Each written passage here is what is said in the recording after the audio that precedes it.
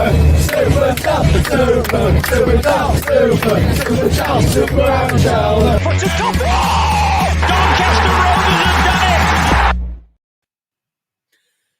there, ladies and gentlemen. I am the CHALL, your Doncaster Rovers fan, and welcome to this DRFC Live. Now, today, we're going to be doing a little bit of a discussion over this next hour, hour and a half. What happens beyond this season?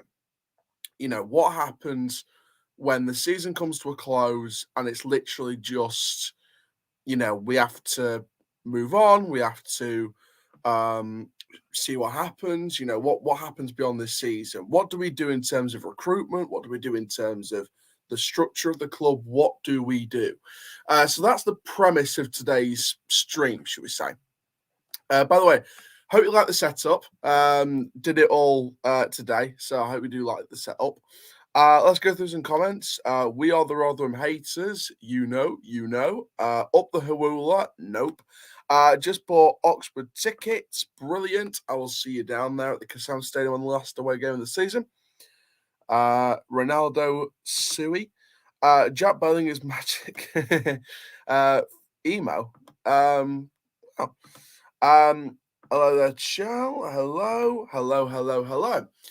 So the reason why I wanted to do this stream today is because obviously, you know, the future of the club is an interesting one. I think it should be noted that I think this summer will be the biggest summer in the club's history since we fought the Football League in '98. I think nearly every fan's thinking that.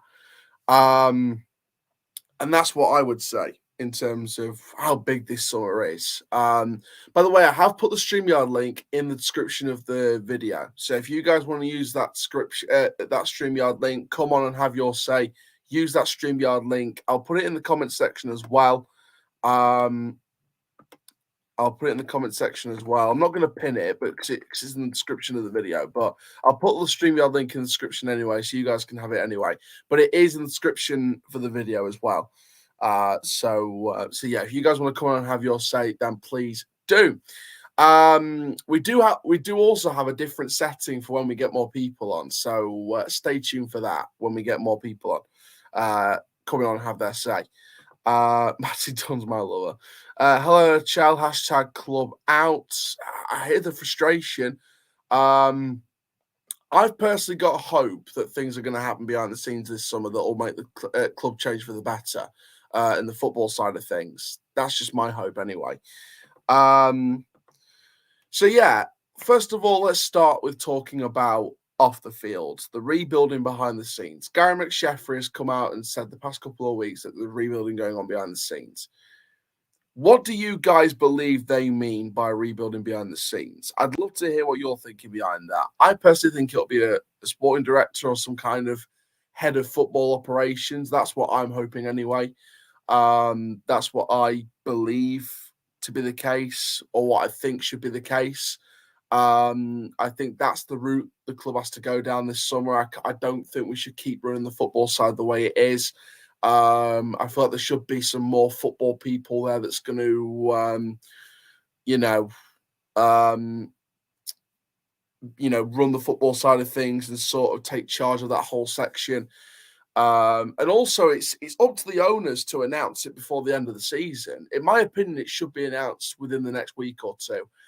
Just before the season's over, so you can get that sort of calmness and that bit of affiliation that things are going to happen next season, so you can just, we might be relegated pretty much, but we can just relax for the rest of the season. So in my opinion, if they announce stuff in the next week or two, that would be a really good foundation to keep the fans happy, or as happy as they can be. But I would personally like to see a new head of football, or some kind of director that's going to keep the football staff collected. That's what I want to see, first of all. The second thing I want to see is a new manager, a new assistant manager. Frank is passionate, amazing. Gary McSheffrey, I'm sure, has some kind of future in the long term, but I think that'll be somewhere else, personally. So I think a new football head of operations, a new manager, a new assistant manager next season, and who plays a certain way that I love the carpet football. We played a lot of it in the first half against Wickham on Saturday. we have a manager that plays that style of football 24/7. I think, and if we bring in players that play that way, I think we'll be in a better situation next season. If we play that way next season, we'll be one of the most attractive teams in League Two. We'll be a really attractive team in League Two. So that's what we've got to do here. Hello there, Chal. Hello, Daniel. I saw a couple of people in the backstage. If you did come on backstage, then please do come on again, because you just have to wait backstage. Then I'll get you on as soon as possible. Jack Chanton, USA. Obviously, shout out to Kenny, who's an American Rovers fan. Donny, American Rovers fan. I got this shirt from Kenny on Saturday at the Wickham game. If you know why. If you've seen the vlog, you'll know why. We got Joe backstage. I can't see Joe, though. I can't see Joe. I can only see his background. There he is. He's getting ready to come on there. Yes, Chelsea says the Villa boys. Shout out to Villa, of course.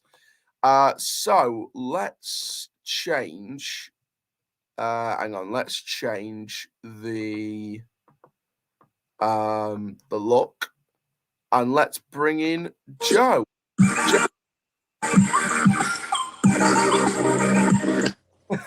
Hello. You all right? That was my intro. Did you like it? Yeah, I like it. Love it. So I'll put the first question down to you then, Joe. Yep. What do you think should be happening this summer? I've said a new director to group the football staff together, a new manager and a new assistant manager, and then some more stuff if we can. What would you want to see done? I agree with you. Like a sporting director of football model in the club, and new manager for sure.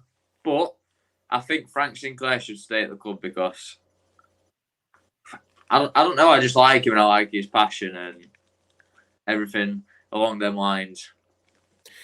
Yeah, if anyone needs to stay, it should be Frank. But I just feel like if we're going to go for a clean slate, I think it'll literally be a whole clean slate. It'll be everyone going. Yeah, I agree with you. Even if he don't stay as assistant manager, just having him in club, I think it would be good. But I don't think he'd want to be there if he didn't have that assistant manager role. Yeah, if anything, I'd like to see Frank Sinclair become a part of the coaching staff for whoever the new manager, if we get a new manager next season, because Gary McSheffrey says he feels no pressure, so that's an indication that he'll be managing next season. But at the same time, if it's a new start, then it's a new start. It's a completely new slate. You've got to clear out the old slate to bring in a new slate. Yeah, I agree. I do think if we do, like you say, if we do get rid of Gary, Frank will go as well. But I think it'll be a complete clear out, like you say. But I still think that they could stay, and if Gary stays, then I think Frank will stay. But I do hope there's change. Yeah. Yeah, I think it's very important. I mean, how important is it having that director sort of role in the club? Because for me, I think it should be one of the biggest purchases in the summer for me for the club. Yeah, we've got to bring it in to someone who can make decent signings and no panic buys. And that's the thing, though. We have a director of football, for example. I think that sometimes all you need is a good manager, a really good manager, and you don't need a director of football. I get that. I get that. Like, if you have a really good manager, they should know everything a director of football does, meaning you don't need that extra role as a director of football. Just get the good manager in the first place. I also think that. Yeah, that's definitely a route that could go down. Great atmosphere yesterday. Show about the performance in the second half, and also R.I.P. Richard Bailey. Yeah, of course, Doncaster Rovers fan through and through. Richard Bailey. It was a great reception at the game. I spoke about that in the review yesterday. Great reception for Richard from the Wickham fans as well. So really, really respectful from the Wickham fans. Fair play to him. Yeah, definitely. Rest in peace, Richard, mate. Yeah, our thoughts with the family and friends of Richard as well. What do you think of the young career? No, I'm not going to go for that. I'm not going to go for that, Carl. You're trying to get me into a situation. Ethan Galbraith will be missed for sure. Absolutely. He'll go back to Man United next season. Matty, let's bring you in. Matty, how are you? I'm all right, mate. How are you? Recovering. Fair enough. Fair enough. Sort of speaking about this then, mate, what are you sort of wanting the club to do in the summer? Are you hoping for just a new manager or assistant manager, or are you hoping for a complete clear out with some kind of director at the helm? I'd like a little bit of a clear out. Obviously, I think we need to keep experienced players like Clayton and Bostock. I think that midfield would be arguably the best in the league, but obviously keep Rio Griffiths one for the future. Tommy Rowe, players like that if we can, to attract him, to get us obviously staying in League One. We need a new manager. I hope Frank does stay though, Frank Sinclair, because I think he's very passionate at what he does. But yeah. Yeah, I think it's crucial, really, really crucial. I mean, in terms of if we were going to go for that kind of role, who would you guys like it to be? Because I've been sort of tying this up. I'm sort of thinking, would I want, if we're going to get this role, would I want it to be an ex-manager, an ex-player, someone who's done this role before? And there is a few names out there, isn't there? There's a few names out there that have done that kind of job before. I mean, you look at Plymouth Argyle, they've got someone from Everton, for example. So it's not out of the question to get someone who's been at that level. I mean, Richard O'Kelly's an experienced man in football. I bet he wants to come in and do a job. Eric Roy was director of football at Watford, as well as having experience in Europe. David Webb, I think he's someone who's quite experienced at the top level. But would that be a realistic purchase? I don't know. Who would you guys want? Would you go for an ex-manager or an ex-player? Or would you go for someone who's been in that role before? Someone we expect in that role. Yeah. Who would you want? I'll leave that to you, Joe. Anyone with experience, anyone who knows what they're doing, get them in, because it's better than what we've got now, which is nothing.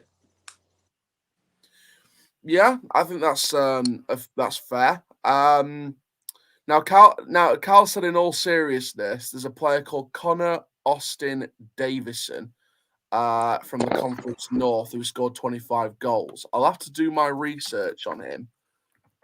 I hope we sign that Chesterfield striker, me. Shamanga. Yeah, he's a beast. Him. He's way out of our pricing range, I'm afraid. I think there was reports that one club were asking for like a few million for him. Wow. What's it, Joe? We need to buy him. Yeah, if we had the chance, if there was the option there to get him, if they told us, would you get him? I'd get him. Jack Jones says, nothing will change. You can chat away chatting shite, but nothing will change. Gary McSheffrey will get a crack at League Two. The signs will be shocking. Wouldn't surprise me if we're bound for back-to-back relegations. This club will not change anything until the owners sell up and move on. And I do get that point. I do. But realist, and you're entitled to say what you want. That's your opinion. And we've got no echo chambers here. Everyone's entitled to their own opinion.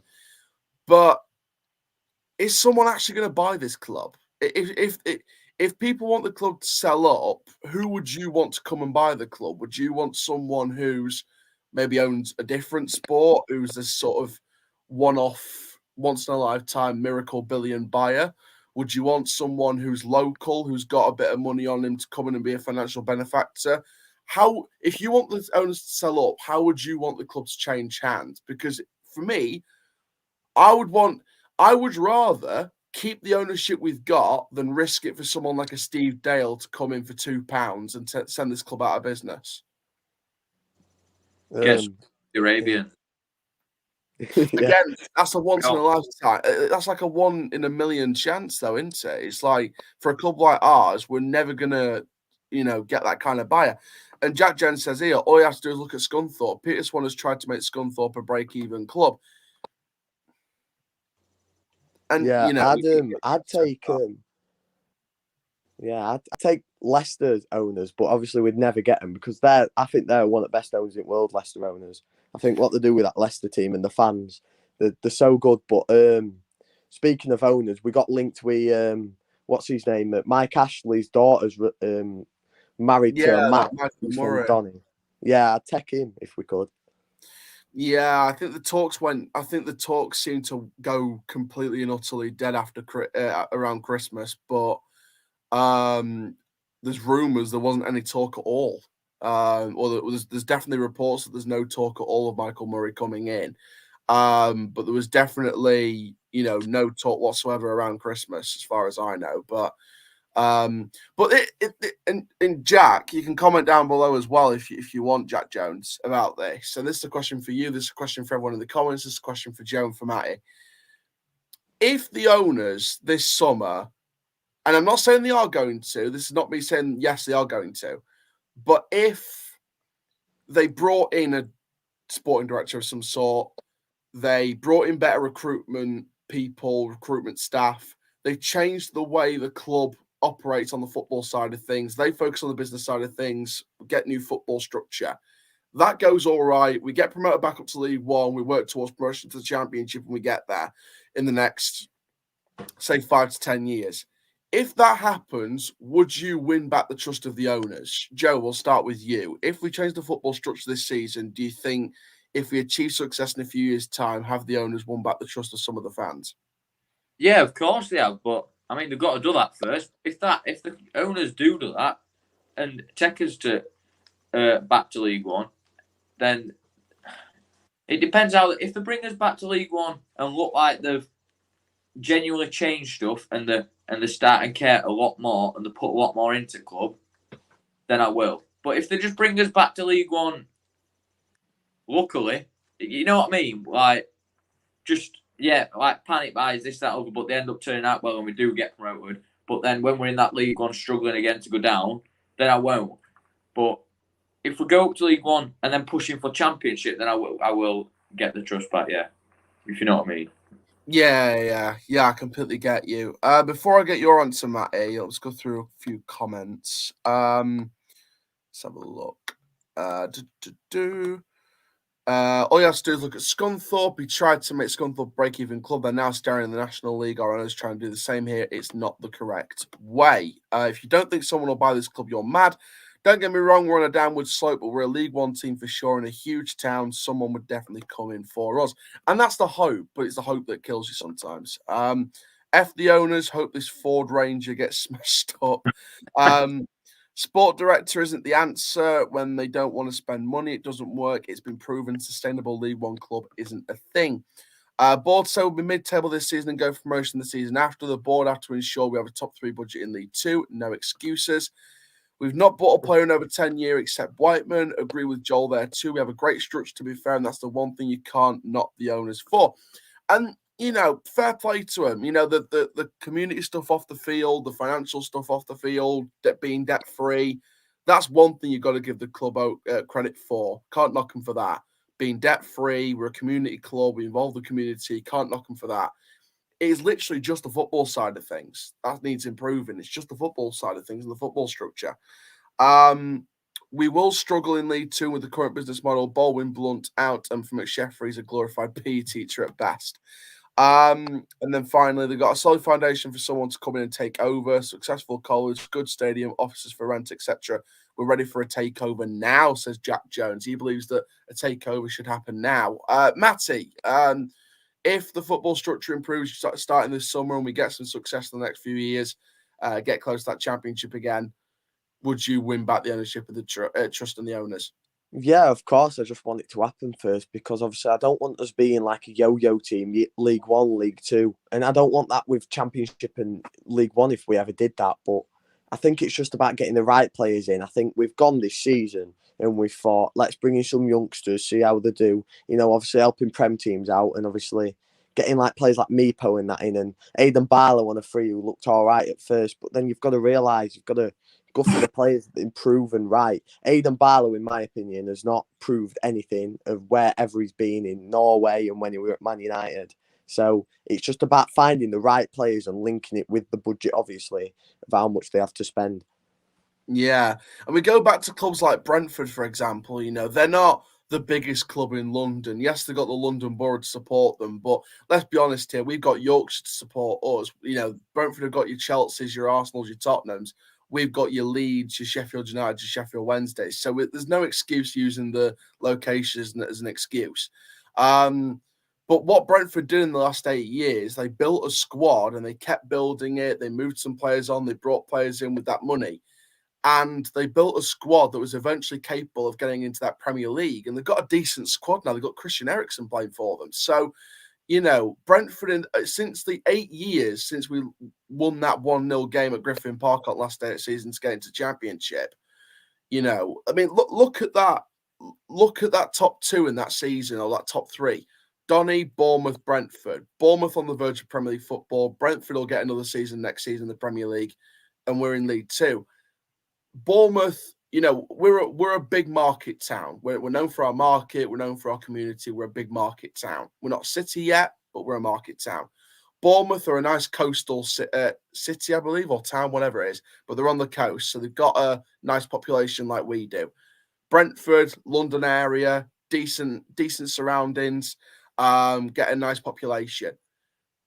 It's all about finding that balance, like you said, Matty, about how we could try and get success with building that kind of squad like Bournemouth and Brentford have over the years. I mean, I don't know what you guys are thinking, but I saw use Bournemouth and Brentford as a big example. Yeah. If we were Brentford, that'd be brilliant. Yeah, if we did if we could do what Brentford do without losing as much money, because it was announced to meet the owners event, they lost about 20 million a year, and they were happy to do that. If we find a way of doing what Brentford did in the next 8 years, but not lose 20 million a year, if there's a way of doing it as cost efficient as possible, then I don't think there'd be any problem with the owners. But I think because we're not achieving the success on the pitch, for some reason it's not working, that's why there's a lot of resentment. I don't know what you guys are thinking. I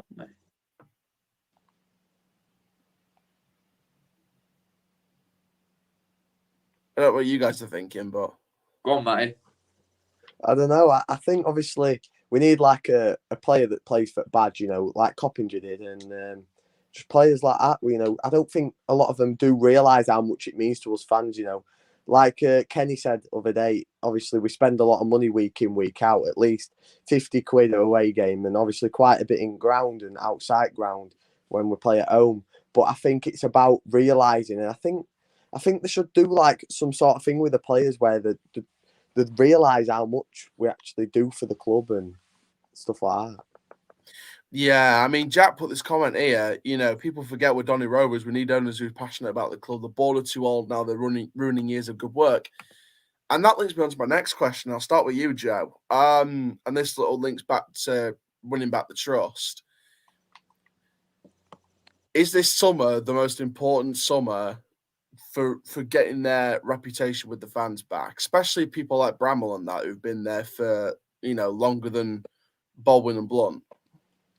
Yeah, definitely. I mean, Blunt, I'm sure he's like 80-year-old now, so he's knocking on quite. I think Bramall's like 80 odd, yeah. Yeah, well, yeah, they're knocking on quite a bit, aren't they? But yeah, this summer's going to be massive for us. I mean, going down, we are going down, but this it could going down could really help a club. Like if we want to just about stay up, that probably could do less for us than if we were to go down and completely restructure. I mean, Matty, would you agree? Would you agree that a relegation is probably what's needed to? And I know the modern glory hunter fans will probably watch this and say, "Why do you want to get relegated? You're not a true fan." When you look at the bigger picture, is one step backwards the best thing for this club to take 2 steps forward? Without a doubt, because obviously we need rebuild and like obviously bringing in players. Then they've got time, at least a year, to see how they do. Because obviously, I don't think we'd get relegated from League Two. I think obviously we might finish. Oh, Mike gone. Mike. Hello. Yep. Hello. Right. I think obviously we'd need that rebuild, with the new players and stuff like that, and bringing them in and see how well they do. Because I think we'd finish mid-table in League Two in our first season, or playoffs, But I think it's the perfect time, to be fair. Yeah, we have to take the step back to take the 2 steps forward. We need owners who like to give us and put money in the team, not just Club Doncaster. I do agree with that. I would join and have my opinion on these matters, but it just echoes for me. No problem, mate. Try and get it working. Hopefully, get you on before the end or the next stream. Forget the championship. We couldn't even compete with the likes of Peter Brabanzi and Derby. Current bottom 3 in that division. All we need is a takeover with a little investment. I don't think we're asking for like 1-5 million quid in a transfer window. We're just asking for a nice set of players that are going to do the job. Clubs F from top to bottom need an entire restructure, says Will. And I think hopefully this summer is going to be the restructure that we need. We've needed for a good few years now. 100%. Only the reason they gave McSheffrey the job and won't get rid of him is because he's a yes man with no experience who will master real problems which are above everyone can surely see this. And I think people are looking past the manager now. It's not just the manager situation now. It's literally just more than that. It's about recruitment. It's about how we run the football side of things. And hopefully, fingers crossed, that changed this summer. McSheffrey was the cheapest option, says Josh. There's no bigger picture. We've been taking backward steps for years, Chow. And the bigger picture is we have been taking backward steps. And the short-term recruitment under Darren Moore with loan after loan after loan. We get more permanent recruitment this season, but it's been awful. We're a new man at the helm in terms of talent identification. We have to look at the bigger picture and say the decisions we've made over the last 2-3 years have been backward steps that we haven't, even during the good bits. Darren Moore, that first 6 months of last season, going top of the league at Christmas, nearly top of the league at Christmas. It felt like maybe something was taking backward steps behind the scenes, and then eventually it all exploded. Under McCann, we had a chance to sign both Kane and Wilkes, and those twats above didn't go for it with that full squad. We would have pissed the league. And I get that. I really, really do. Only have to look at the reasons all the managers have jumped ship. It comes back to them above every time. It's not coincidence. Open your eyes. And I do get that. I do looking back on the managers, you do look at that. We took the step back in 2016 and had the reset. We shouldn't be going back to League Two. It's a disgrace. I get that. We shouldn't be resetting. We shouldn't be resetting for a second time. But maybe second time's the charm. McSheffrey's got to get sacked as soon as relegation announced. Not his fault, but he's not the right man. I personally believe McSheffrey should take a step down this summer. If we're going to go for a complete reset, it's got to be with a new manager as well. Challoner, what's your favorite chocolate bar? Cadbury by a million miles. Big up to Max, who's a Hull fan. McSheffrey in, says Ryan. Please use the StreamYard link. Come on and explain why you think McSheffrey in. I'd love to hear your thoughts. Come on, Ryan. Overhaul needed on and off the pitch. Sinclair is the only one who I want to stay, in my opinion. Get rid of the Deadwood and bring in a more experienced manager. I hear Paul Lambert and Uwe Rosler are free. Uwe Rosler was someone I wanted when Moore left. He was someone I wanted before Butler was announced. And I thought that Butler being announced, in my opinion, was the wrong move because it was just not experienced enough. But I knew with Butler, with his sort of 6 months, it wasn't him that was the problem. It was the fact that he had Darren Moore's squad that weren't playing for him. That's what the problem was. So Andy Butler, for me, didn't do much wrong. A few tactical sort of iffies here and there, but that comes with a young manager. But for me, Andy Butler wasn't given a transfer window to bring in his squad that will play for him. It was Darren Moore's squad that he had. So it feels like the squad weren't playing for him. Had the reset, Gary McSheffrey gets a full window, brings in players that he wants, and it's still not working. That's why I think it's a different scenario. And in terms of managers up for negotiation, I think Uwe Rosler is someone that would be an underrated appointment for League Two. I think he was in Fortuna Dusseldorf just recently. No worries, Joe. He's someone who I wanted. He's someone I feel like could be a good addition. If we could get someone like Uwe Rosler for League Two. I said when Wellens got sacked, I said get someone in outside the UK, get someone in who could bring some new ideas from outside of the United Kingdom. Look what Barnsley did. Look what Huddersfield did. Look what other clubs have done. Look at all those clubs and look what they're doing with some of the managers. They're bringing in managers from outside of the UK. We need to try and set that example as well. I've not got anything against UK managers. I think our history's been nothing but UK managers. I just think we need a bit of a switch. I'm back. Can you hear me? Yeah, I can hear you. I would like to have a bit of a switch up with the next manager. Oh, Joe's gone. He'll come back later. I'd love to rant at DRFC right now. Oh, Matty's gone as well. I don't know what's happened, but we'll get them back as soon as possible.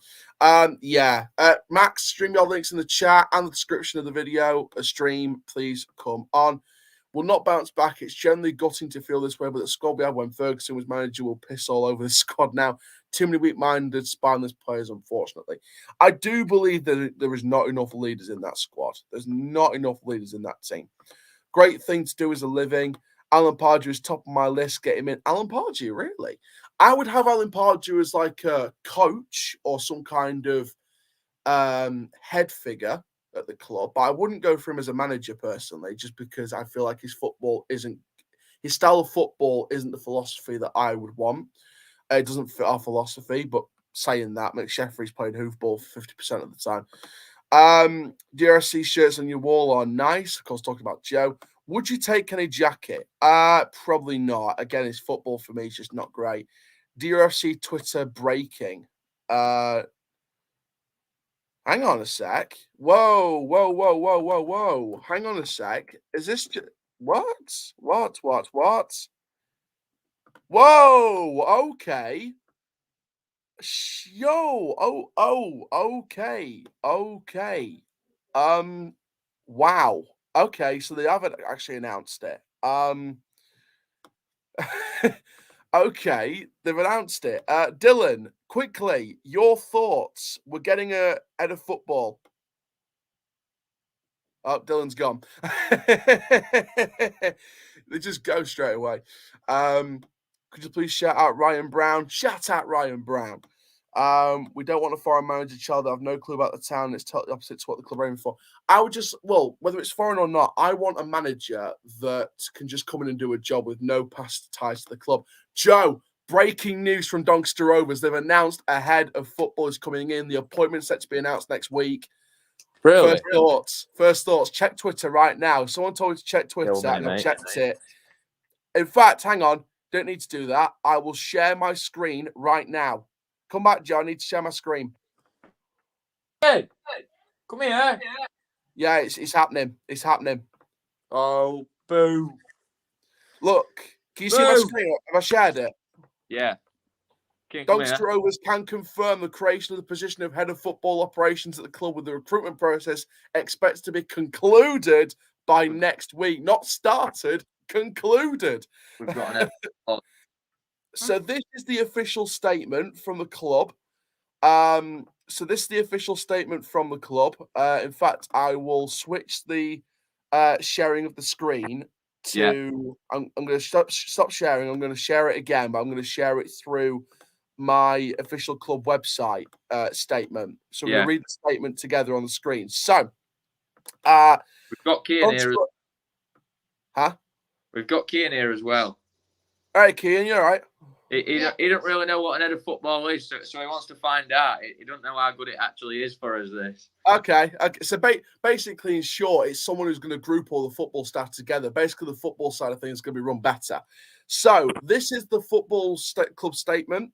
Doncaster Rovers can confirm the creation of the position of head of football operations at the club with the recruitment process expected to be concluded, not started, concluded by next week.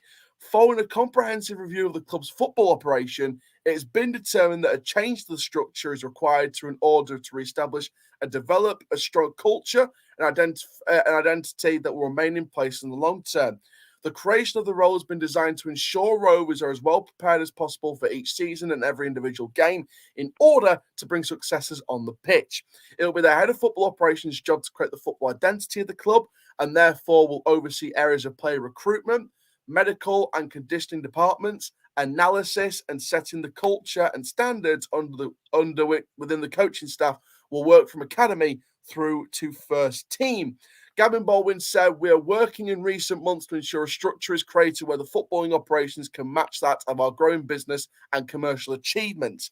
We believe that by creating this position and getting the right person in place, that we give ourselves the best chance of being successful, having a real link between the board and first team management." That is the statement. I mean, it's a long time coming, isn't it? Yeah. It is a long time coming. Finally, yeah. What we sort of thinking about that then? I don't know. We needed, wasn't it? We were literally just on about it not long since, and then there you go. It gets announced today. It's brilliant. I mean, if it ends up being Scunthorpe's old chairman, I'll rage. But if it ends up being Peter Swan, I'll rage. But no, again, sort of going back to that question, who are we thinking it's going to be? Because from the sounds of it, it's someone that's... Yeah, I mean, let's bring someone else in. Let's bring Dylan on the show. Come on, Dylan. Breaking news. We're getting ahead of football. First thoughts, Dylan. This is exciting for the club, I must say. 1 minute. 1 minute. We should be happy about it. I think it's one step forward again. Obviously, it doesn't. Obviously, we're down now, but this is something promising heading into next season. A restructure is looking more on the cards than it would have yesterday. Absolutely. And someone said there, I think Gavin's been watching the stream. I think it's about time the club's come to understanding and realisation this is what we need, and it's what we need now heading into the new season, like we did with Richie appointing him early on. Oh, well, we all thought it was going to be like a good start. So I think this is a good start heading into next season. Yeah. And Alex says here, Alex, please do not praise the ball for this move. It should have been done years ago. I'm going to take into account that it should have been done years ago, but at least they've done it. Some owners don't do it at all. So I'll be glad of it being done anyway. It should have been done years ago, I agree, but be happy that it's been done, because praise the ball that it's been done, because other boards would not do this. Other boards would just leave the club to rot and leave someone else to pick up the pieces. I mean, I bet you agree, don't you, Dylan? Oh, well, obviously, I'm a bit I'm obviously not happy with board. I don't think many people are, but it's definitely, I think it's definitely a slight positive going forward. And I think it also takes a bit of pressure off of McCheffrey now. He's got a bit of support. Yeah, especially if he's managing next season, it'll take a bit of pressure off. Yeah. I mean, it should be interesting. Should be really interesting to see who's going to... Like I say, it's going to be concluded next week. So, barring there's no delays in announcing the appointment, it should be interesting to see who we appoint. You know, do we go for an ex-manager? Do we go for an ex-player? Do we go for someone who's been in that role before? Who do you think we go for? I hope it's an ex-manager, but one we experienced. Because if McCheffrey is going to be in charge, then he's going to need that help to get his results. And I think he'll be helping McCheffrey now as soon as he's appointed for the rest of the season. And yeah, I think that's, like I said, this is just the foundations for next season. I mean, Joe, your reactions. I mean, like I said, what are we sort of thinking? What's going to happen now? Who do you think we're expecting to announce? I don't know, but there's one thing I do know. They're saying it like McCheffrey with backup. I think McCheffrey will go anyway. Yeah. Even though we've got a director of football. So I think he's going to go, get a good manager in. I mean, having this head of football and that, it doesn't always mean that it's going to improve us. We just got to hope it does. Yeah. It's not guaranteed. It's up to what that person then does in his role. I mean, let's go through the comments because there's a lot of comments that came in as soon as it got announced. It literally the chat exploded when it got announced. Yeah, so Jack put the comment on. Doncaster Rovers can confirm the creation of the position of head of football operations. And that, for me, that's a great title. I think that's a great title. I think it sums up it. It's basically a director of football, sporting director, but I like the title, head of football operations, because I think it gives a lot of professionalism, a lot of business orientated things to do with it, but also a lot of football stuff to do with it. So I think it combines football and business very, very well in just the name alone. Already spoke about that. Everyone needs sacking. Wow, okay. I'm an MC. I love crunchy. If you eat countries for breakfast, clap your hands.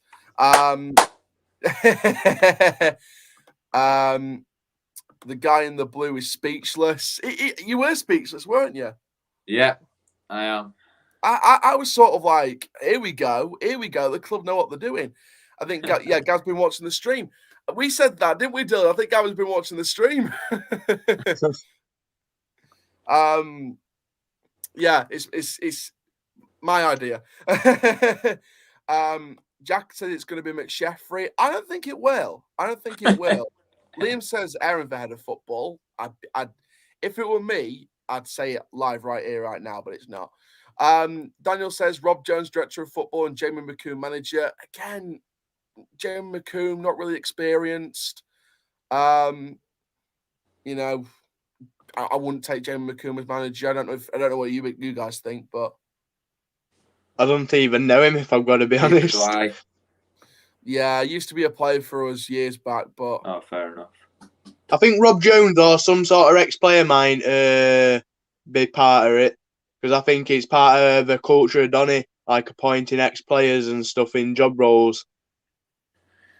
Yeah. So I think Rob Jones is quite a good shout. Yeah, I think Rob Jones would be a good shout. Dapper's here. Great to see the club addressing football issues. Mad that people want everyone sacking. Be careful what you wish for is all I'll say. For me, Gary McSheffrey needs giving a chance. And I do get why he needs giving a chance, because he's only had 6 months. But saying that, Wellens had 6 months and had a poor 6 months and sort of got sacked. And obviously we don't want to become that kind of sacking club. We want someone who's going to be here for a good few years. So I get why you say McSheffrey needs a chance, because he is still a young manager, still needs time to learn. Should it be learning somewhere else, though, is where I'm conflicted. I mean, Joe, we'll start with you. Is it be careful what you wish for? Yeah, I mean, if you think he deserved a chance, Dapper, then I mean, it's all opinion. If it could be good if he had that chance, but I just don't see it. With his decision makings, it took us up until Saturday to find our best starting 11. Not best as in it's genuinely good, but from what we've got, that's the best starting 11 we can put out. And it took. If you look back at recruitment as well, out of the signings that Wellens made in the summer, 1 or 2 of them made some kind of impact. And in terms of McSheffrey's signings, only 1 or 2 made some kind of impact. Matt Smith for me. Yeah, Matt Smith and Ethan Galbraith and Tommy Rowe for Wellens' side of things. And then I would say maybe Mitchell, Younger, and somewhat Rio in terms of getting into the right areas sometimes, but mainly it's Mitchell and Younger for McSheffrey's signings. Yeah, this is what I want to ask you, Chow. You know how we're going down next season? Well, we are, aren't we? Yeah. Do you think Tommy Rowe will stay? I think he will. I think he'll retire. I think he'll retire at Rovers, to be perfectly honest. I think same. Yeah, chopping and changing managers gives us no stability. I agree. I do agree with that.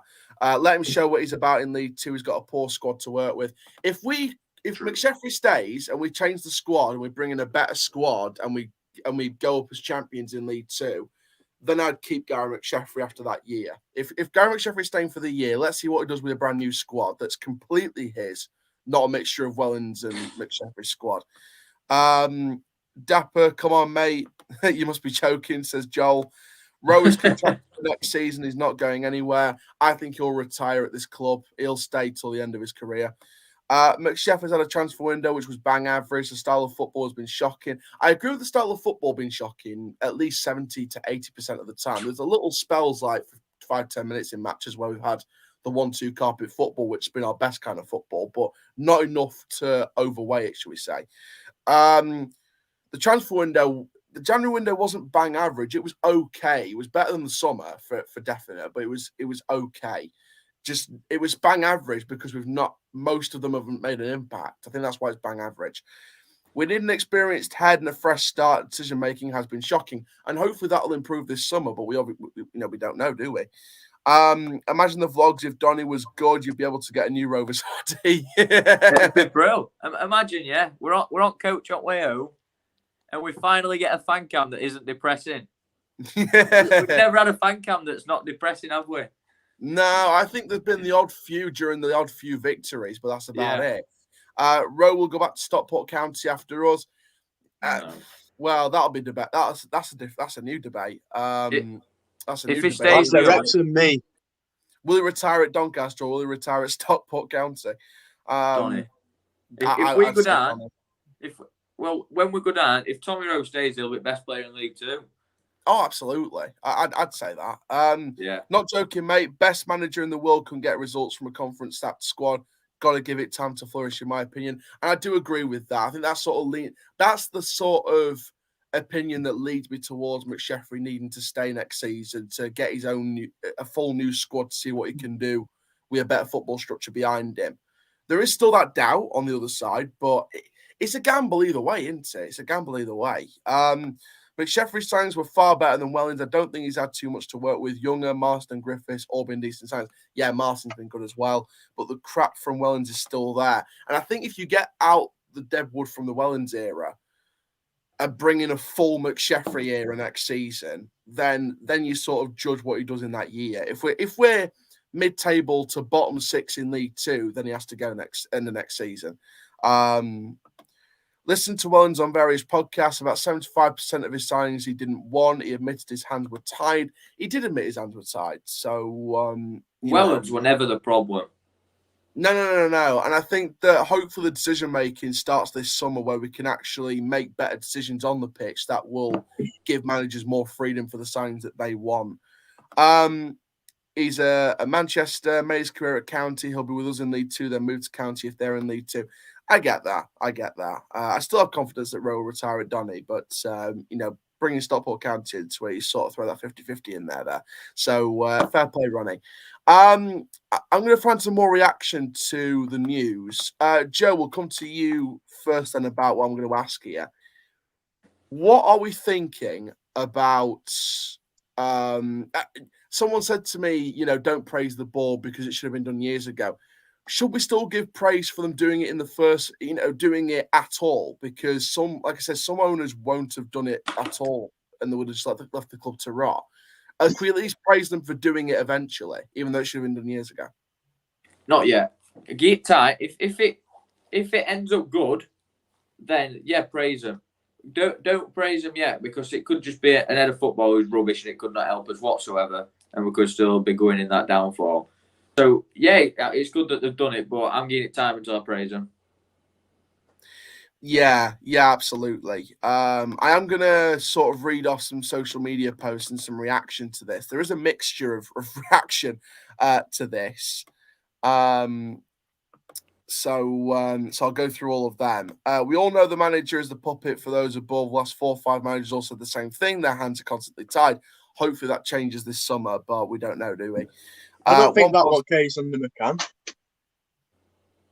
No, see with McCann, I think that's McCann won't. I don't think McCann is involved in that. I think he had his squad.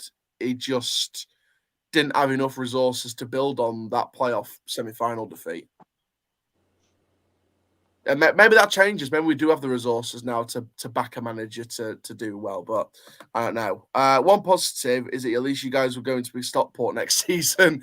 Yeah, this will be my first ever trip to Stockport. A lot of fans' first ever trip to a Rovers Stockport match since 2011. So long time since Stockport for a lot of fans, over 10 years.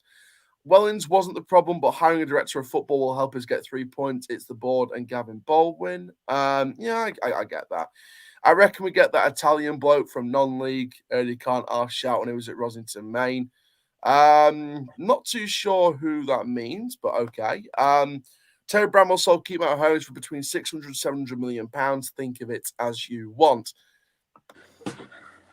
I don't know. It's like people were having to go at Terry Bramwell for donating a couple of million to the York Railway Museum, and it's like, it's his money. He can do what he wants with it. If he wants to donate a couple of million to help a railway museum out for the new exhibit, then he can do that. You know, he cares a lot about community, and he has this passion for railways. So, you know, I've got nothing against him for that. McCann wants to sign both Wilkes and Kane, and they said no. Well, fair play. You know, we didn't back. Sounds like we didn't really back the managers that much back then, but hopefully that changed this summer. But we don't know for sure until we have the appointment of the new head of football. Already said that, Tom, but Chell wasn't a fan then, so he won't know. Wait, hang on. I was a fan back then. I've been a fan for the past 18 years, so you know. Donny Rovers, oh, you are so screwed. Well, we'll see what happens with his appointment first of all. 2005, last time we played Stockport. Wow, 2005. So, fair play. This will be one for the ages. Can't believe that's when I was born. Boom, boom. Huh? First time we played Stockport in my lifetime. Then. Yeah.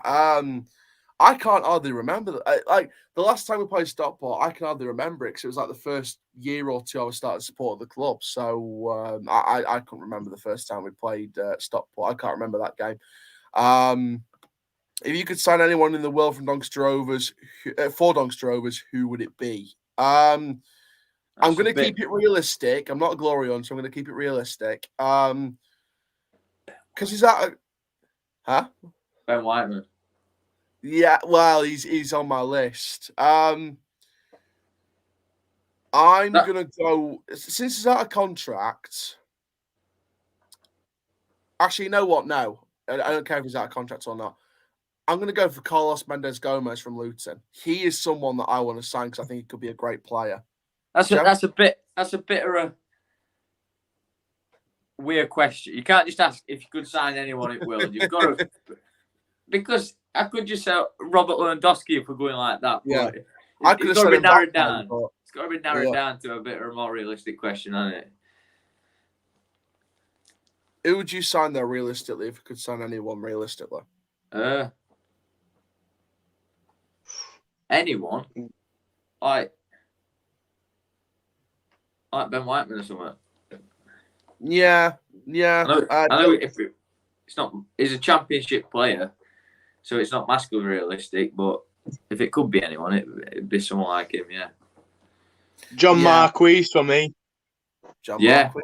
Yeah, fair enough. He came He's out of contract in summer. We don't have to pay a fee for him. So I think the money that we could pay for a player, we could give him a contract. Exactly. Yeah, I think so. I think that could be quite realistic as well. Yeah, definitely. You were a fan at 3, well, around 4 or 5. I've been a fan since I was a little kid. So I've been going to games since I was a kid. So you know, I've got this love for the club that no one else can understand how much I love the club. Only the people that have been there for generations. Don't think a 4-year-old will remember that match. Yeah, exactly. I don't remember that match. So who scored the last time? Best Donny fan, I think. Yeah, Kenny from the USA, who got me this wonderful T-shirt on Saturday. Chal, who scored the last ever goal at Bellevue? That's an easy one. It was Theo Street, 1-0 win against Nottingham Forest. Beat that. What about Adebayo? Adebayo's not bad. He's a good striker for Luton. Do you know who Lewandowski is? Everyone knows who Lewandowski is. How is Ben Whiteman realistic? It's not, but someone said he could sign anyone. Yeah, true. About the head of football operations, this might be the best thing the owners have done in a long time. Gavin Baldwin hasn't got a clue about how to run a football club. It's not that he hasn't got a clue. He's just, I think him, Blunt, and Bramall are better dealing with the business side of things, which is why I think this is the best move for us personally. So, long time coming, but I'm going to go through some comments later. I'm not Googling it, Alex. Don't you dare. Let's have a look at the reaction from the news. So, a few people's reactions. Just get someone who can be on the end under the phone. That seems to be working at the minute. Referencing to Lee Carsley. They'll be employed on a part-time basis and on the end of the phone when needed. Lee Carsley incoming. Only 6 years late. More background staff than football players. More Premiership than Division 2. Better late than never. Yeah, better late than ever. Gary McSheffrey staying on next season then. About time, FFS. Please go let me someone off capable. Someone put a gif of an NBA champion saying it's about damn time. Looking at the quote tweets, for anyone wondering what my new role will be, I'll be categorically stating the job advert below is purely confidential. This is from David Harvey. Someone else put, yes, too late, but the correct decision. Let's hope they make the right appointment and use the role correctly. So people that are usually bored out have come out and praised him, so they can praise him when they do right, we can praise them. That's something we're going to remember here. Someone else said, better late than never. I saw it was needed a few years back. You must get this one right. No cutting corners and half-assed attempts as like usual. It needs to come with proper investment in both the recruitment of his staff and the squad to kickstart this. No excuses. First bit of positive news in a while. Great to see. Hopefully this is someone that can bring the right players in for longevity with an eye for a good sell-on. I'm still wanting Gary McSheffrey to be given a chance next season. Clean slate, forget this season. I think everyone wants to forget this season. Lizzie, big up Lizzie. Can I get a hallelujah gif on a quote tweet? So she's glad it's finally happened. Yeah, big up Lizzie Robinson. She's glad it's happened finally. What about Jack Diamond from Harrogate on loan at Sunderland? He'd be a good player. I think I've heard some good stuff from him. Oh, Dylan says no. I think he's too young. And we keep on signing all these young strikers, and they've hardly proved out. They've gone to lower league clubs, maybe scored a goal, but if you look at the jump, it's huge. Yeah. Defensive. I'm not defensive, Alex. I'm just telling you what it is. If we don't win against Crewe, we are going down. I personally think we're down anyway, but I think if we don't win against Crewe, then we're down on the maths. We're down on the maths. I like your optimism. It's fair, I'm usually the optimistic one, but fair play, Finley. You've taken me over as the optimistic fan that thinks we can still do it. So fair play to you, mate. Well, respect there. Try and find some more stuff on the news, because I'm sure a lot of other people have spoken about this without quote tweeting it or anything like that. No, actually not. I'll need to probably quote tweet at some point just to share my thoughts. But yeah, guys, so we've had a bit of breaking news over that particular day. Man like Tommy Rowe. Hey, fair play. This stream wasn't intended to get breaking news today. I wasn't expecting this at all today. Perfect timing. I was perfect timing, isn't it? Glad I went live today. I wasn't expecting the news today. I really, really wasn't. Believe me on that. I was maybe expecting. Well, I was hoping to expect something in the next couple of weeks, next few weeks, etc. Somewhere before the end of the season. And I said this at the start. I want to hear something before the end of the season, just to put that surety in place going into next season. But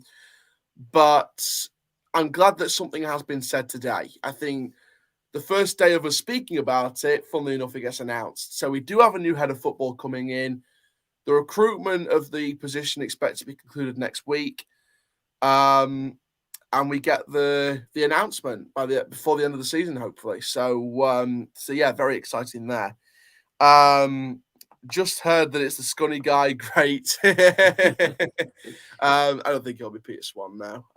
But no, there's a few names that I would like it to be. I think David Webb's one of them. I think he's got a pedigree about him. I think he'd be someone great.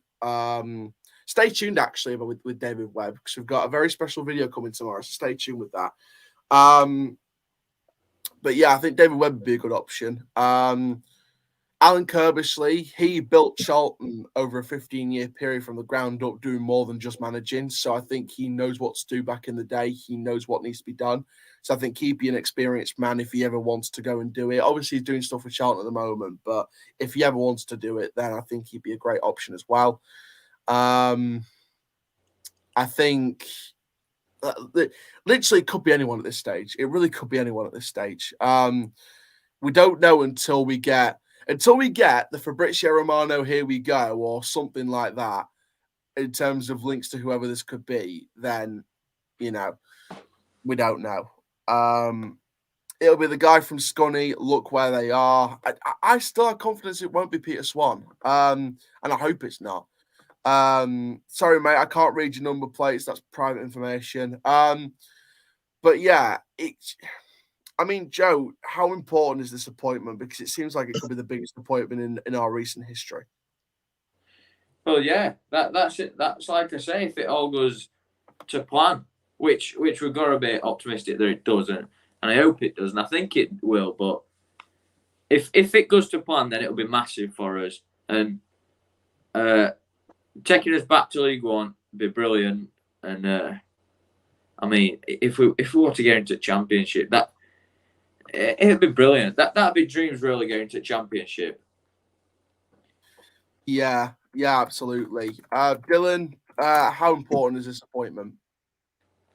It's huge. As much as I disagree with it, like not the signing like getting a director of football, I think it also takes off a bit of pressure at board, because we're a bit clueless in how it is. So I think if they have that other, like, the right hand man to do a bit more stuff like they're doing, I think they'll have more of the comfortable side. I think the club will run a bit more smoothly.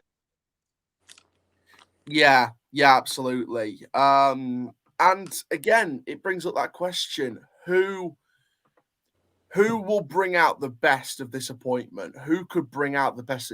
Is it someone who knows the club, or would you like someone who's got no previous ties to the club who could just come in and do a job? I think somebody who definitely understands the culture of what the club is and what we're about. I think that's like a step forward already. But someone with experience who knows club.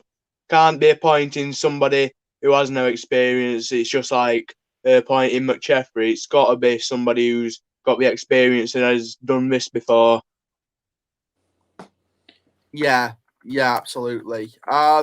Joe, what about you? Should it be someone who's got previous ties with the club, or someone who can just come in and do a job? Even if they don't have out to do it club beforehand, if they come in and if they care about it, they don't need to have known it before. If they come in and they care, then that's good enough. I mean, if it is someone from past and they know what the club's about, then that's good. But if they're good enough, that they can soon come in and learn what the club's about and interact with the fans to give us what we want. Yeah, absolutely. I'm just going to use Transfer Market just to see if I can find some potential options. I mean, I wouldn't say actual options, but I'd say potential options. I'm going to look for English nationality first of all. Just because I think that's the first place we have to look. I mean, the top one already is Steve Walsh on the list for English ones. Was sporting director a couple of years back at Everton. He was the assistant manager for Pearson and Ranieri at Leicester. He used to be a scout at Hull. He used to be chief analyst for Mourinho at Chelsea back in the day. So, again, he's a very experienced guy. He's the guy that I think famously tried to sell Haaland tried to get Haaland into Everton for like £4 million a few years ago. So, I mean, his connections could be off the charts. David Webb, I've said before, used to be Huddersfield, used to be sporting director at Östersunds.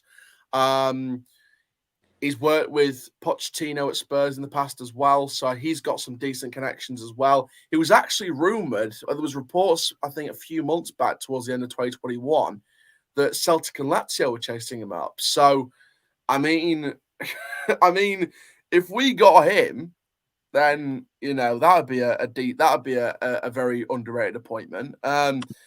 Someone says Ralph Radnick in the comment section. I mean, no. No. No. If it was realistic to get Ralph Rangnick, then it would be nice, but I don't think that's a realistic appointment. Steve McLaren, I mean he was spotted, wasn't he? He was spotted in the stands for a few of our games in the new year, wasn't he? I mean, if they announced it was Steve McLaren, what would your initial reaction be? Start with you, Joe. It'd be good, wouldn't it? Dylan, how would you feel if Steve McLaren was announced? I don't know much about him, but look, I think Board know a bit more than we do. And in this type of thing, it's not something you can mess about with, really. If you're going to appoint somebody, you're going to have to appoint somebody who's got that ability. So, whoever it is, I'm sure the board have made the decision wisely. And if they've took a good few months in, taking the process, getting information from other clubs on how to deal with it, I believe it's going to be somebody who's good. Yeah, especially if they've been getting if they've got advice from the best possible, then no reason why they can't screw up at this appointment unless they completely ignore the advice. Do you not reckon Ben Close will boss League 2? I think Ben Close will come back with a point to prove. I think he'll come back with a point to prove because he's had only a couple of months and that's it. Not done a lot in those couple of months. He'll want to come back and prove a point and try and get into this squad. Yeah. And he'll be a part of this squad. Get Klopp in, says Harley. I won't mind Liverpool's number 2, but that's very unrealistic. Yeah, so Steve McLaren, we spoke about him. If it was David Webb, let's now go to the next one. David Webb. Joe, your first reactions if we appoint David Webb as head of football? Well, I've heard a bit about him. He's been linked to. Who did you say were linked to? Huddersfield. It was linked to Celtic and Lazio a few months back, but he used to work for Huddersfield, Östersund. He used to work with Poch a few years ago at Spurs as well when he was like a youth. It was like a youth director or something like that at Spurs. Yeah, I think that'd be class. I looked back over when Huddersfield appointed him, and there was a lot of Huddersfield fans that loved him when he came in, and a lot of Huddersfield fans loved him when they left him.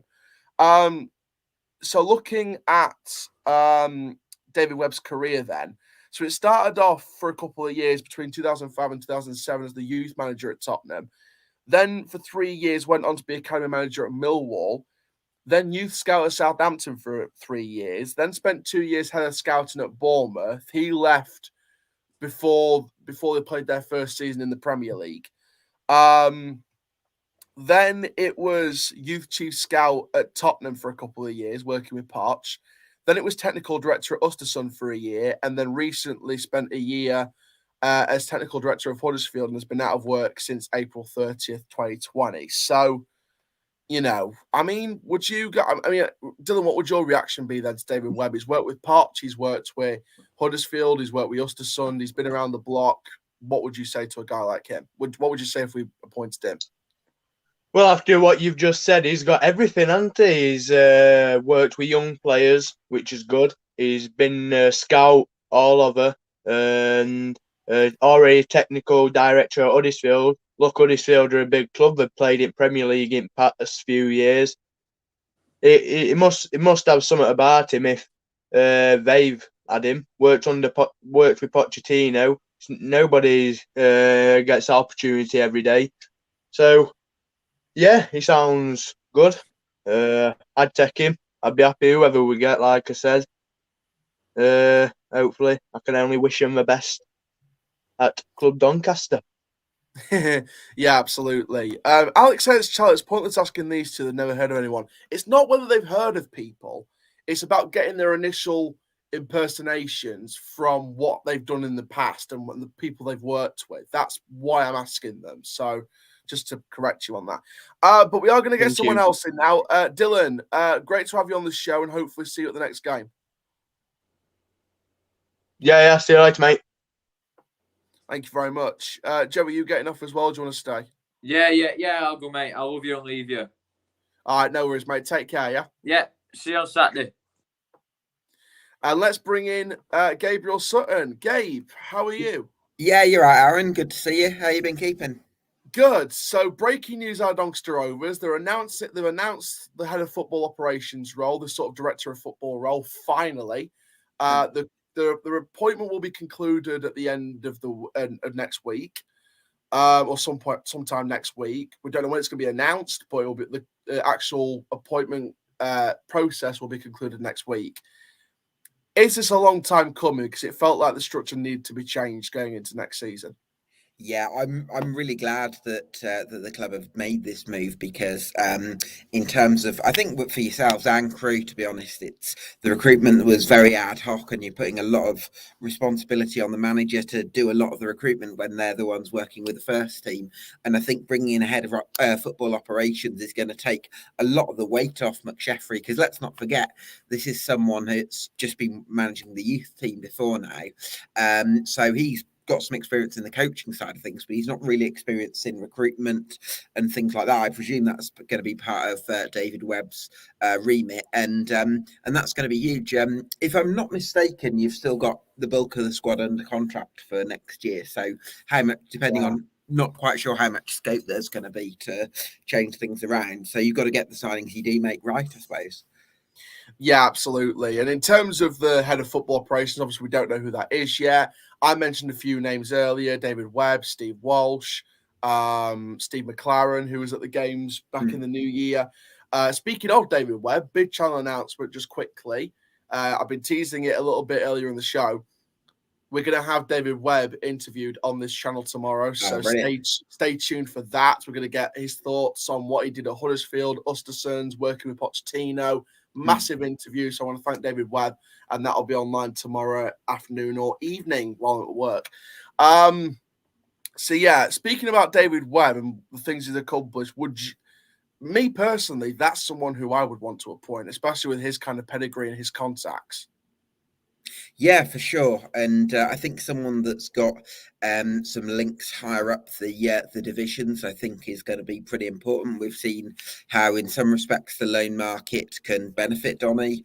You know, a few playoff pushes have been based on that. I think, obviously, you're going to be looking at actually building something more sustainable as well in the transfer market. So it's a case of having 2 or 3 really good loan signings and then having a reliable core alongside that, and hopefully you can get that balance right. But yeah, I think the experience and having a footballing mind upstairs is such an important thing. So yeah, that's quite encouraging, and I'm going to be really intrigued to see how things shape up in terms of the squad building for next summer. And I suppose if I can just ask a question to you, what do you think of Alowu? Because a lot of Doncaster fans seem to think he's been one of your best players, but I sort of feel like when I've seen him, he can be a little bit rash. So I'm just kind of curious to get your take on him. Yeah, he is a little bit rash at times, but I think he's still been a wonderful defender. He's been one of the only players that's given his all for the club in the time that he's been here. He's been one of the most passionate players in the squad as well. I think he's been one of two or three or four at best that's always come over to the fans and shown that energy that he shows on the pitch. Such a big thing, yeah. Yeah, so there's other players that just walk down the tunnel. Like when most of the players came over one time that we won away from home, I think a couple of players just walk straight down the tunnel. You don't need players like that. And I think that's what the advantages are of having this new head of football operations as well. I think they're going to hopefully bring in players that are going to give their all for the badge, care for the fans, care for the community, and care for the whole operation of Doncaster, because it isn't just a club; it's a community club, and you need players that understand that it's a community club. Yeah, do you know, I went to watch Accrington Stanley at Burton Albion earlier in the season. They lost 4-0. It was one of the worst performances of the season, but they got a defender called Ross Sykes who went over to the away fans and like he sort of gave some of them a hug. He talked to some of them. He kind of explained, he apologised, and that sort of thing. It makes it so much, obviously you don't accept losing, but it makes it so much more palatable when you can see that like the players actually care about what happens on the pitch. And for me, that's a really big thing for Doncaster because, you know, for a while that sort of thing has been in question. So I think we're running amok through the culture at the club and making sure that you recruit the right characters. That's going to be a really important thing, and I think that's going to be one of Webb's responsibilities. Yeah, or whoever becomes head of football operations. Obviously, we don't know who it is yet. We don't know if it's Webb. We don't know if it's anyone else. Yes, we've not announced the appointment yet, but we don't know. Okay. He was just a name that I threw out there as someone that I think could do a good job. Like I said, I threw Steve Walsh out there as well. You know, he used to be Everton's technical director a few years back. Plymouth have got someone from Everton, so it's not completely out of the question. You know, he's got a lot of good contacts. Yeah, and that's what you need with this head of football operations. You need someone who's got a good pedigree of contacts that can take a League 2, who's going to become a League 2 club, and give them a foundation to build towards, hopefully, Championship football, which is what our aim wants to be. You know, our aim needs to be Championship football, like Peterborough's, like Bournemouth's, like Brighton's, like Brentford's, where once upon a time, you know, Brighton 10 years ago didn't even have a ground, and now look at them. They're flying high in the Premier League. They've got a good attacking manager. They've got a nice newer stadium from about a decade ago. They've got a decent squad. You know, and as Donny fans, you do question, though, you know, why these clubs have gone on to do great things and, you know, build themselves up and build the foundations up from the ground up. If we bring in the right appointment in terms of head of football operations and the board back them the right way, is the start of Donny Rovers making those foundations to be I'd say a bigger club, but sort of a better club. Yeah, for sure. I think the club's got to start having a plan and say this is what I think is a really important thing, and I think some people miss it. I think for clubs, they look at this player's done really well. He scored 12 goals in this division, so we should sign him, or he's got 7 or 6. It doesn't work like that. You've got to look at it and say this is the style of football we want. These are the 1 or 2 formations that we want to play. This is the head coach that has that philosophy. And then these are the players that we want to sign that fit into that. And I think that with Doncaster Rovers, and when you have a reliance on loan signings, you can't really have that sort of monopoly over the type of players that you pick because they belong to bigger clubs, and it feels like there's a short-termism which can benefit you in some ways if you get the right quality in, and players like Taylor Richards, for example, or Malik Wilkes or Herbie Kane or whatever. But also, if you rely too much on those players, then you don't really have a strong sort of groundwork. And I think that's what Doncaster need to build: get the foundations in place, and then use the loan market on top of that. And I think that this has to be a club focusing on. To be honest, I'm not sure that Doncaster should be looking at promotion for next season. I think it's almost laying the groundwork for something to build on in future seasons, because that's what it needs, in my opinion. Yeah, absolutely. And you sort of look at the situation we're in now and look at what we're getting this summer with this new head of football operations. And, you know, the modern glory hunters will say, oh, why do you want to get relegated? But if you look at the bigger picture, it's relegation for me is the step back that we need to sort of look at the way we're operating and say, hang on a minute, we need to change things up. So for me, I mean, I don't know what you're thinking, but do you think relegation of Doncaster Rovers is something that we've needed to change the way that we do things? It's a good question. I mean, you could never say relegation is a good thing, I don't think.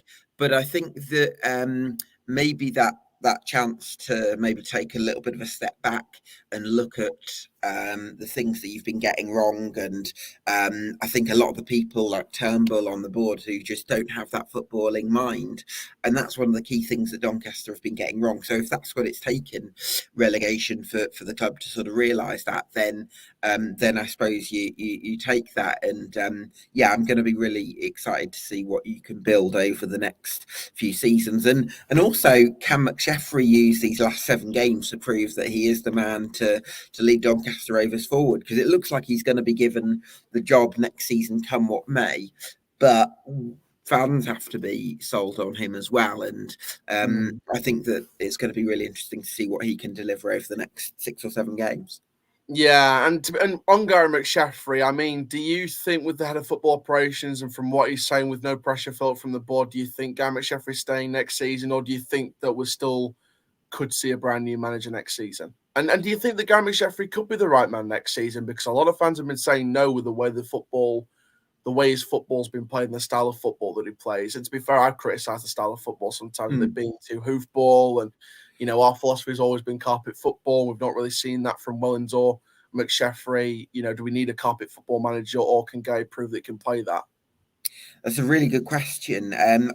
It felt like a lot of fans were quite happy with the work McSheffrey was doing at the early stage of his regime, almost not because the results were necessarily there, but because it felt like there was a better feeling around the club, and things just sort of felt a little bit better.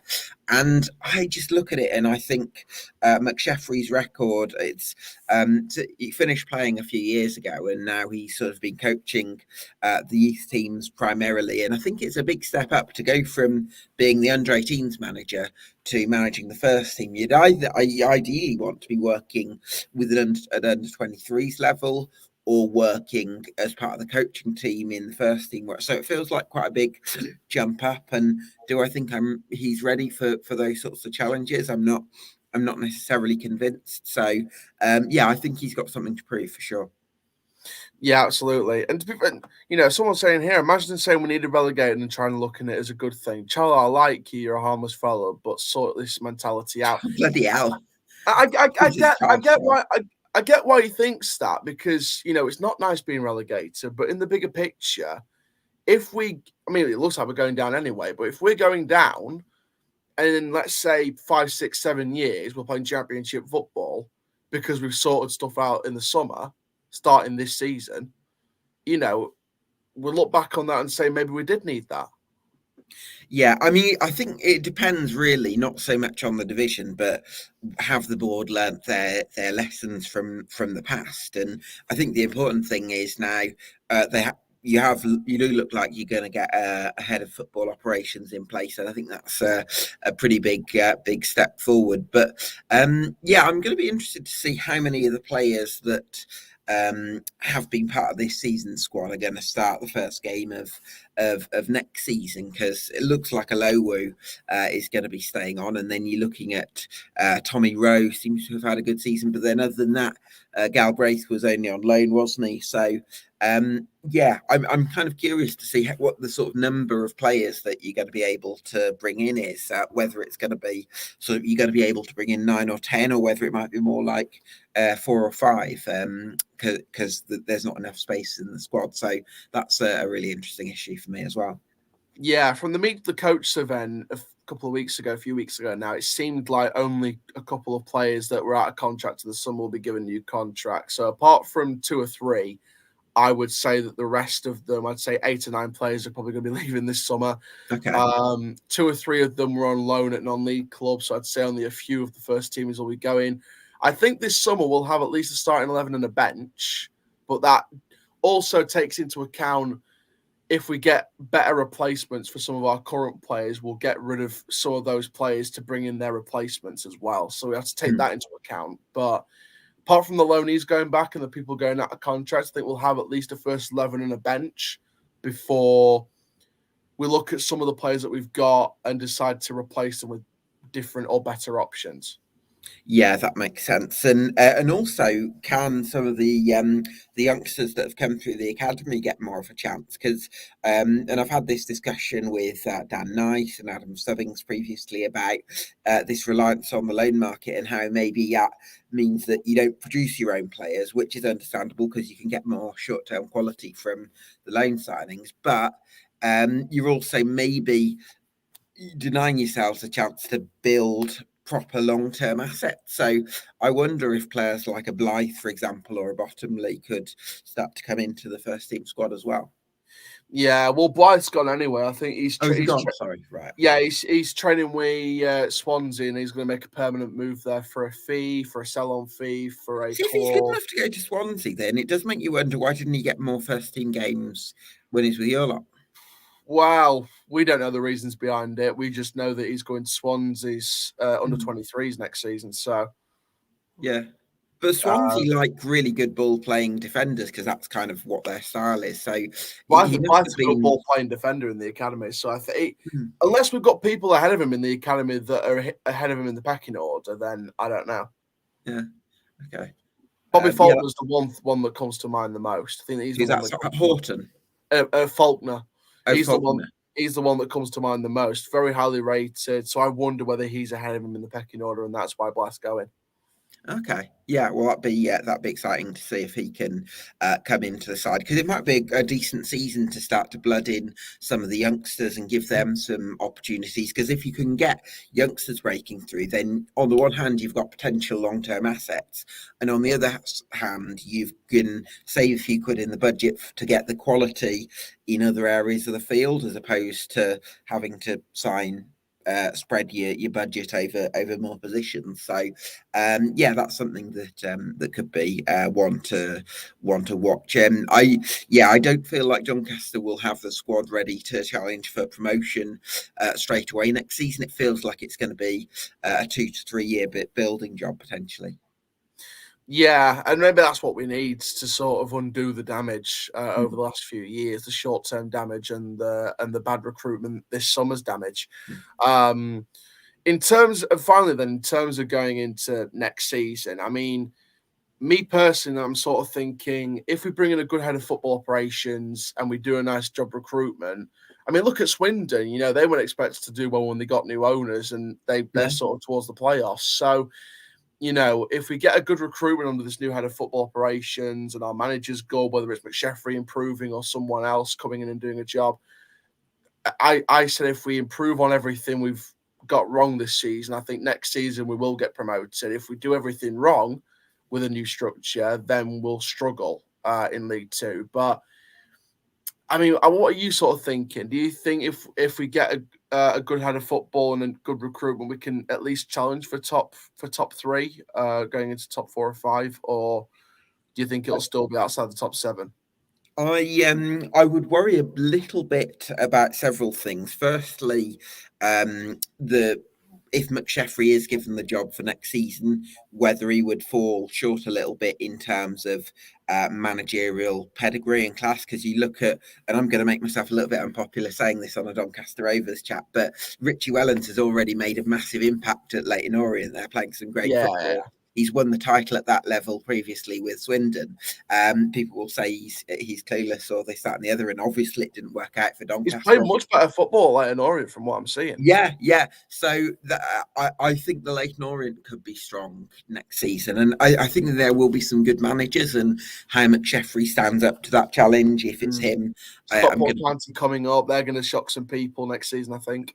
Who's that? Stockport, yeah. Yeah, they're going to shock some people next season. Yeah, they've got Dave Challoner, haven't they? I mean, that's he's another really good manager. So I think I would be a little bit concerned about that. And obviously, it's a new recruitment structure. So it's not like you can scout players for the whole year and then you come into the summer with the ideas of the players that you want. It's all going to come together this summer.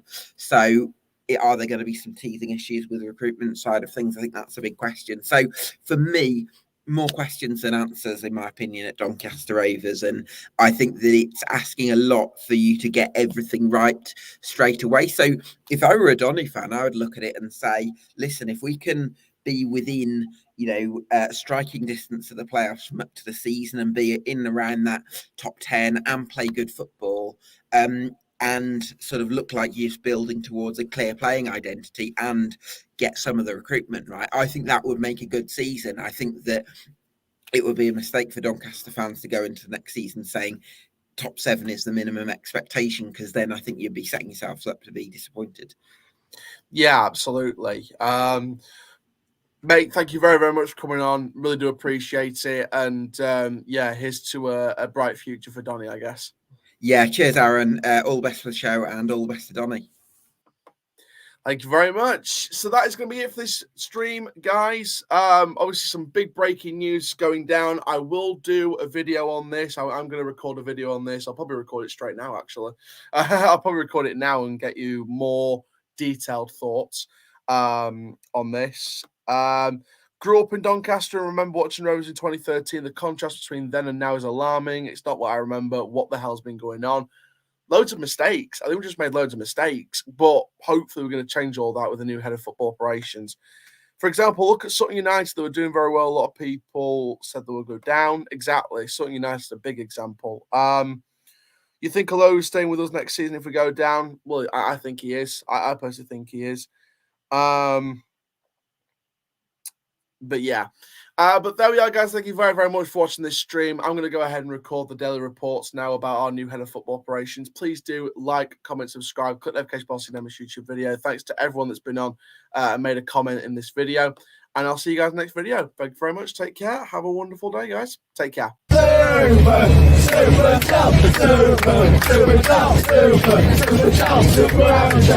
Super,